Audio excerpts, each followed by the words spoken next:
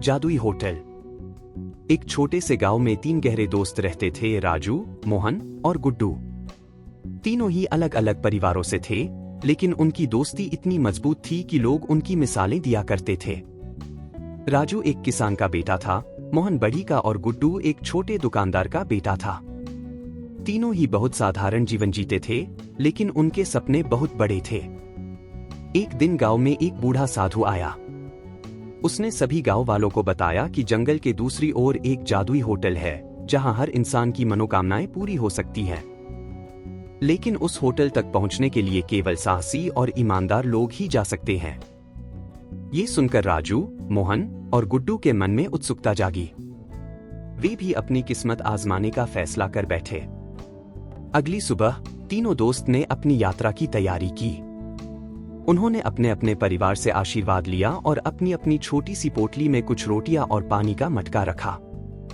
जंगल के उस पार का रास्ता बहुत कठिन था। रास्ते में घने पेड़, डरावने जानवर और पहाड़ियां थीं। लेकिन तीनों दोस्त एक दूसरे का हाथ पकड़े चलते रहे। उनका मनोबल टूटने नहीं दिया, क्योंकि वे जानते थे कि अगर वे जादुई होटल तक पहुंच गए तो उनकी जिंदगी हमेशा के लिए बदल जाएगी। कुछ ही दूरी चलने के बाद उन्हें रास्ते में एक बड़ी गुफा दिखी। उस गुफा के पास एक बहुत बड़ा खजाना रखा हुआ था। खजाने में सोने के सिक्के, हीरे जवाहरात और बेशकीमती वस्त्र थे। तीनों की आंखें चमक उठीं। लेकिन तभी एक रहस्यमय आवाज गूंजने लगी, यह खजाना केवल उन्हें मिलेगा जो अपने स्वार्थ पर विजय पा सकेंगे। जो अपने मित्रों से धोखा करेगा, वह कभी जादुई होटल नहीं देख पाएगा।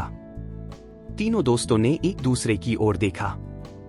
उनके मन में खजाने का लालच उठ रहा था, लेकिन उन्होंने अपनी दोस्ती को सबसे ऊपर रखा।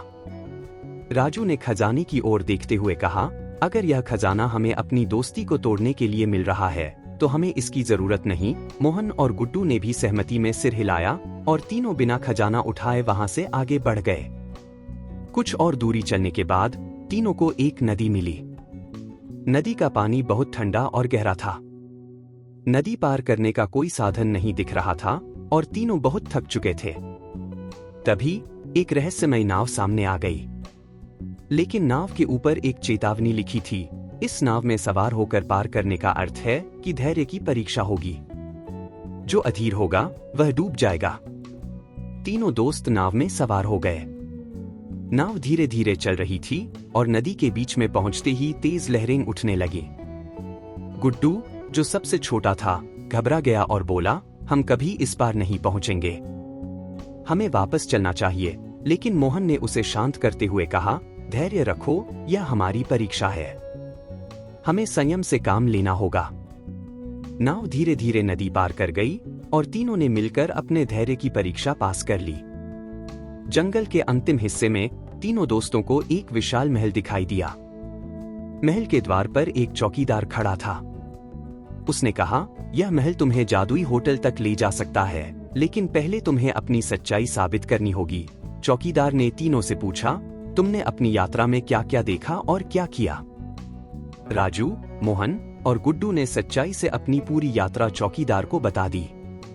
उन्होंने यह भी स्वीकार किया कि उन्होंने खजाना नहीं उठाया, नदी पार करते समय संयम रखा और कभी भी एक दूसरे को धोखा नहीं दिया। उनकी ईमानदारी ने चौकीदार का दिल जीत लिया और उसने महल का दरवाजा खोल दिया। जाओ, जादुई होटल तुम्हारा इंतजार कर रहा है, उसने कहा। महल के अंदर से सीढ़ियां नीचे की ओर जा रही थीं। जब तीनों नीचे पहुंचे तो उन्होंने एक अद्भुत दृश्य देखा। एक विशाल होटल उनकी आंखों के सामने था। होटल के अंदर कदम रखते ही चारों ओर से रंगीन रोशनी फैल गई और एक मधुर संगीत गूंजने लगा। होटल का मालिक, जो एक बूढ़ा आदमी था, तीनों का स्वागत करता हुआ बोला, तुम तीनों ने अपनी ईमानदारी, धैर्य और दोस्ती से हर परीक्षण पास किया है। अब तुम्हें वह मिलेगा जिसके तुम योग्य हो। राजू, मोहन और गुड्डू ने होटल के अंदर जाकर देखा कि वहां सब कुछ जादुई था। जो भी वे सोचते वह सच हो जाता।